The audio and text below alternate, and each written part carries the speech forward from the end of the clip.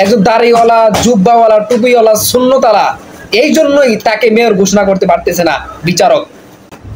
এই জন্য কি বাংলাদেশে আইন তৈরি করা হয়েছে? আজ বরিশালে মেয়র ঘোষণা করার কথা ছিল। তা আমরা জানি যে ইনসাফ অনুযায়ী মুফতি সৈয়দ মোহাম্মদ ফয়জুল করিম মেয়র হওয়ার যোগ্য। কেননা স্বৈরাচার শেখ হাসিনার আমলে তাকে জোর জবরদস্তি করে হারানো হয়েছে, তাদের কর্মীদেরকে এবং প্রার্থীকে আঘাতপ্রাপ্ত করা হয়েছে, রক্তাক্ত করা হয়েছিল। এই জন্য মেয়র পাওয়ার যোগ্য মুফতি সৈয়দ মোহাম্মদ ফয়জুল করিম হাফিজাহুল্লাহ। কিন্তু 2 ধাপে ঘোষণা দিবে, কিন্তু ঘোষণা দেয়নি। মামলা করেছে, মামলাকে খারিজ করেছে। আর অন্য কোথাও যেখানে পেন শাডলারা, এক জায়গার কথা শুনলাম যেখানে এক ব্যক্তি 2500 ভোট পাইছে, তাকে মেয়র ঘোষণা করা হয়েছে। হামলা মামলা এইসব এইসব ঝামেলা ছাড়াই তাকে মেয়র ঘোষণা করা হয়েছে, বাড়াবাড়ি ছাড়া এক কথা। কিন্তু মুফতি সৈয়দ মোহাম্মদ ফয়জুল করিম হাফিজাহুল্লাহ রক্তাক্ত হয়েছেন, তাদের কর্মীরা রক্তাক্ত হয়েছে এবং মামলা করেছে, কয়েক ধাপ ঘুরাইছে, এবং কি 50,000 সেম ভোট পেয়েছে তখনকার গণনা অনুযায়ী। তারপরেও তাকে কেন মেয়র হিসাবে ঘোষণা দিতে পারতেছে না? কেন ঘুরাইতেছে আদালত তাদেরকে? বিচারক কেন? তিনি একজন আলেম বলে কি মেয়র হতে পারবে না? একজন দাড়িওয়ালা, জুব্বাওয়ালা, টুপিওয়ালা, সুন্নতালা, এই জন্যই তাকে মেয়র ঘোষণা করতে পারতেছে না বিচারক। আমি বলবো এখানে আলেমদের সাথে বৈষম্য করা হয়েছে। তারা চাচ্ছে আলেমরা নেতৃত্ব না দিক, আর তারা চাঁদাবাজি করিয়া, তাদের ওই ঘুষ খাইয়া বিচার তো করতে পারবে না। এই জন্য তারা চাচ্ছে না যে ক্ষমতায় কোনো আলেম আসুক। এই জন্য মুফতি সৈয়দ মোহাম্মদ ফয়জুল করিম সাহেবের সাথে এরকম আচরণ করা হচ্ছে। তারা আলেমদের সবসময় ছোট করে দেখা হচ্ছে। এখানে শুধু ফয়জুল করিম হাফিজাহুল্লাহর সাথে বৈষম্য করা হয় নাই, যত আলেম উলামা আছে সকলের সাথে বৈষম্য করা হয়েছে, সকলকে ছোট করা হয়েছে। যারা এইসব কাজ করছেন তারা আলেমদেরকে সবসময় ছোট করে দেখেন। তারা বুঝাইতে চায় আলেমরা শুধু মসজিদ মাদ্রাসা থাকবে। এরা কেন নেতৃত্ব দিবে জাতির? এরা কেন উপরের লেভেলে যাবে? কেন মেয়র হবে? কেন বড় ব্যবসায়ী হবে?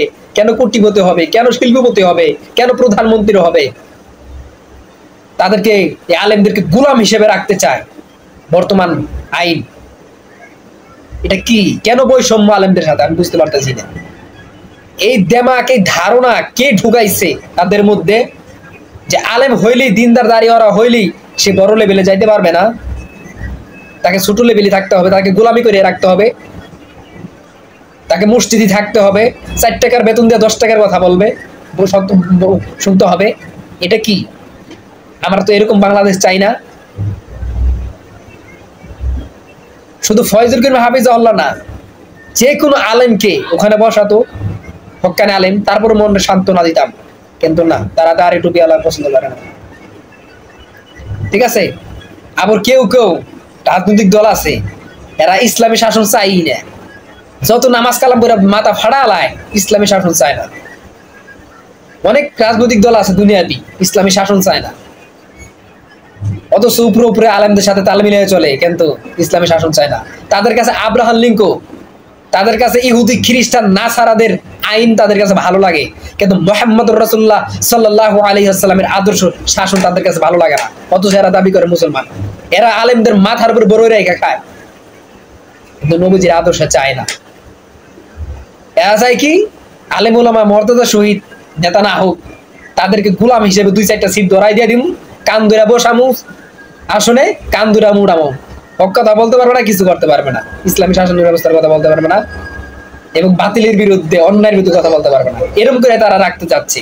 আমি আলেম ওলামাদের বলবো, এইসব দুনিয়াবি দল তাদের খপ্পর বইরা সব শেষ করেন না। তাদের খপ্পর বইরা যায় ন্যায়ের থেকে পিছপা হয়েন না, টাকার বিনিময়ে বিক্রি হয়েন না। ঠিক আছে? হক কথা বলতে শিখুন, ন্যায়ের উপরে চলুন। আর আলেমদের সাথে যে আইন বৈষম্য করা হয়েছে, যে এইসব আদালত, এইসব আদালত ভেঙ্গে ন্যায় ইনসাফের আদালত করতে হবে। এটা আমরা চাচ্ছি, এটা আমাদের দাবি।